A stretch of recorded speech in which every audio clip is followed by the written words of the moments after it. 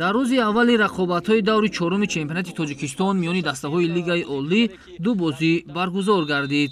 дар ҳамин замина клуби марказии варзиши артиш дар майдони худ файзканди ноҳияи восеро истиқбол гирифт ва дастаҳои Регар Тадаст бо Эсхата дар шаҳри Турсунзода бо ҳам вохӯрданд. барои артишиҳо оғози мавсим бисёр ҳам мушкил сипарӣ мешавад, зеро то даври сеюм клуби марказии варзиши артиш ғалаба ба даст оварда наметавонад, вале файзканд бошад дар даври гузашта билохира тавонист ки аввалин пирӯзии худро бар муқобили Куктош ба даст биёрад. ҳаминак ин ду дастаи футбол барои 3 имтиёз вориди майдон шуданд.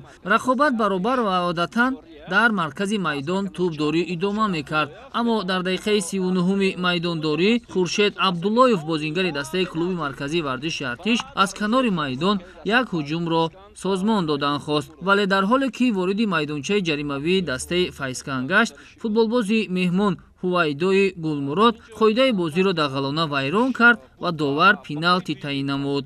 аз ин шонси хуби голзанӣ соҳибони майдон самаранок истифода бурданд. Хуршед Тимур Ҷураев тӯбро вориди тури дарвозаи дастаи Файзканд намуд. бояд бигӯем ки зарбаи Хуршед Тимур Ҷураевро дарвозабони дастаи Файзканд имкони баргардонидан дошт, вале як ҳаракати ноҷои дарвозабони меҳмонон боис шуд то тӯб вориди тури дарвоза бишавад ва ҳамин тавр ҳисоб тавассути зарбаи пеналти боз шуд. нимаи аввали майдондорӣ бо як голи задаи шогирдони Аҳлиддин Турдиев ҷамъбаст шуд. дар қисмати дуюми вохӯрӣ бошад футболбозони дастаи Файзканд низ барои голзанӣ бештар мубориза бурданд. дар ин миён бозингари дастаи клуби марказии варзиши артиш Абдулло Шарипов барои ҳаракати дағалонааш бар муқобили бозингари рақиб корти сурхи мустақимро дар рӯ ба рӯяш дид ва майдонро тарк намуд. ҳамин гуна соҳибони майдон 10 нафара бозиро идома доданд. аз ин бартарӣ бошад футболбозони дастаи Файзканд самаранок истифода бурда ҳуҷумҳои пайдарҳамро созмон медоданд. дар ҳоле ки клуби марказии варзиши артиш барои аввалин ғалабаи худ дар мавсим хеле наздик буд, вале Анушервон Наврӯзов дар дақиқаи дуюм изофанамудаи охири рақобат тӯбро вориди тури дарвозаи дастаи клуби марказии варзиши артиш намуд. бояд бигӯем ки дарвозабони артишиҳо дар мубориза барои дарёфти тӯб иштибоҳ аз ин хатои дарвозабон Анушервон Наврӯзов самаранок истифода бурда тӯбро ба дарвозаи соҳибони майдон ҷой намуд. ҳаминак бозии мазкур бо ҳисоби 1-1 ҷамъбаст гардид ва клуби марказии варзиш боз як натиҷаи мусовии дигарро ба қайд гирифт. ёдовар мешавем ки артишиҳо дар бозии аввал аз Эсхата шикаст хӯрда буданд ва дар ду бозии дигар бар муқобили дастаҳои Равшан ва Ҳосилот бидуни задани гол рақобатро ҷамъбаст намуда буданд ва акнун дар муқобили Файзканд низ пирӯз шуда натавонистанд. ёдовар мешавем ки бозингарони хати ҳуҷуми клуби марказии варзиши артиш на он қадар фаъоланд, дар маҷмӯъ дар 4 бозӣ 3 гол ба самар расониданд. барои Файзканд бошад ба даст овардани натиҷаи мусовӣ дар сафар ин нишондоди бад нест. хулас бозии дастаҳои клуби марказии варзиши артиш ва Файзканд бо натиҷаи мусовии 1-1 ҷамъбаст шуд.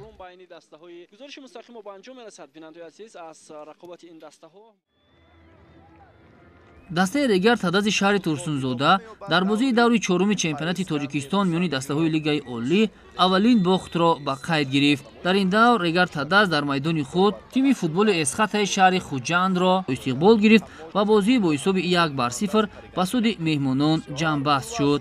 қисмати аввали вохӯрӣ миёни ин дастаҳо бидуни задани гол ҷамъбаст гардид ва хусус барои футболбозони дастаи Регар Тадаст борҳо имконияти голзанӣ пеш омад, вале шогирдони Алиёр Ашурмамадов дар истифодаи самараноки имкониятҳои пешомада фориғболӣ карданд ва ҳамин тавр қисмати аввали майдондорӣ бидуни задани гол ҷамъбаст шуд. дар нимаи дуюми майдондорӣ легионери дастаи Эсхата Санҷар Ризқибоев дар дақиқаи 58-уми рақобат аз имконияти голзанӣ истифода карда тӯбро вориди тури дарвозаи соҳибони майдон сохт ва ҳамин тавр ҳисоб кушода шуд. баъд аз он ки ҳисоб кушода шуд, футболбозони дастаи Регар Тадаст талош карданд то ба голи сардодаашон посух бигардонанд. ҳамзамон дар дақиқаи 77-уми рақобат футболбози дастаи Эсхата Бахтиёр Зарипов дуюмин корти зарди худро гирифту майдонро тарк намуд. бо вуҷуди он ки соҳибони майдон аз лиҳози бозингарон низ бартариро пайдо карданд, вале хати дарвозаи Эсхатаро рахна карда натавонистанд. 4 дақиқа мондан то анҷоми вақти асосии бозӣ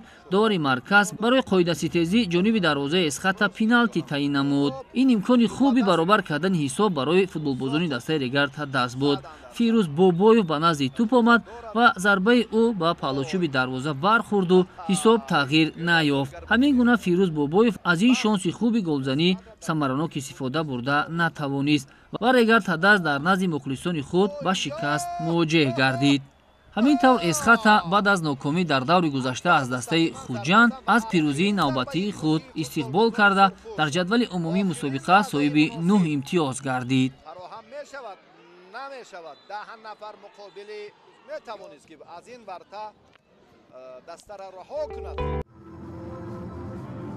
силсила нокомиҳои дастаи куктоши ноҳияи рӯдакӣ дар чемпионати Тоҷикистон миёни дастаҳои Лигаи Олӣ идома доранд. Дар даври чоруми мусобиқа дастаи Истиқлоли Душанбе дар майдони худ тими футболи Куктошро истиқбол гирифт. Бозӣ дар варзишгоҳи марказии ҷумҳуриявии шаҳри Душанбе сурат гирифта, бо 2 голи беҷавоби шогирдони Игор Черевченко ба анҷом расид.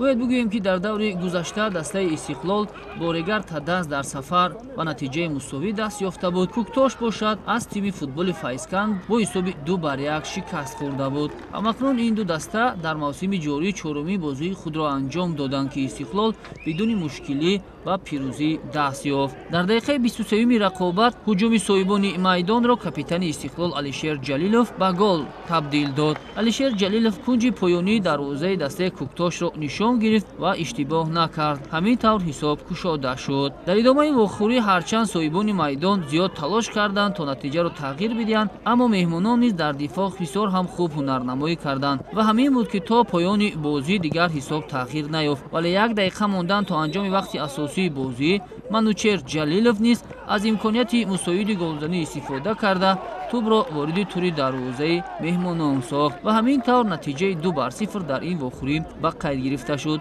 ёдовар мешавем ки барои Манучер Ҷалилов дар 4 бозии охир ин панҷумин гол маҳсуб мешавад ва ин ҳамлагар феълан дар садри ҷадвали умумии нишонзанҳои чемпионат қарор гирифтааст. бояд бигӯем ки дастаи Куктошро зарур аст ки барои беҳтар кардани натиҷаҳо ба бозиҳои оянда хубтару беҳтар омодагӣ бигирад.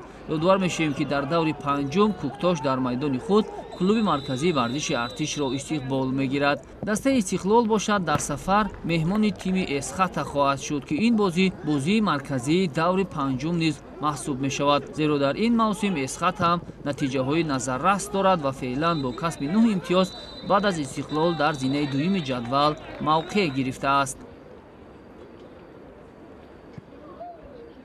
Сегодня, конечно, было очень много невыжных потерь в передачах.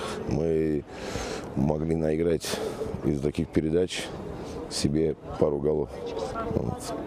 Поэтому брака много очень было в передачах. Албатта розӣ ҳастам. Бачаҳо хуб бозӣ кардан. Таҷриба омӯхтем кам-кам.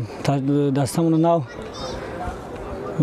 якдигар фаҳмим хеле хубтар шудааст.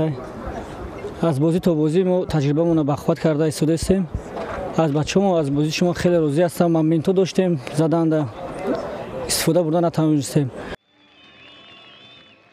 дар бозии дигари даври чоруми чемпионати Тоҷикистон миёни дастаҳои Лигаи Олӣ бошгоҳи Хуҷанди шаҳри Хуҷанд дар варзишгоҳи Спартак дастаи Равшани шаҳри Кӯлобро истиқбол гирифт. бозии мазкур бидуни задани гол ба анҷом расид. ёдовар мешавем ки дастаи Равшан дар даври гузашта аз тими Хатлон бо 1 голи беҷавоб шикаст хӯрда буд. дар даври дуюм бошад бо клуби марказии варзиши Артиш бозиро бо натиҷаи мусовӣ 0-0 ҷамъбаст карда буд. аммо барои шогирдони Рустам Хоҷаев низ мавсим на он қадар хуб шурӯъ шудааст. аз Истиқлол бо ҳисоби калон шикаст хӯрданд ва баъдан дар даври дуюм бо Регар Тадас ба натиҷаи мусовӣ даст ёфтанд. Хуҷанд ягона ғалабаи худро бар муқобили Эсхата дар даври гузашта ба қайд гирифта буд. ҳамакнун дар рақобат бар муқобили Равшан низ ба натиҷаи мусовӣ даст ёфт. дар даври панҷум Хуҷанд ба меҳмонии ҳосилот ба ноҳияи Фархор сафар мекунад ва тими футболи Равшан бошад дар майдони худ Регар Тадази шаҳри Турсунзодаро истиқбол мегирад.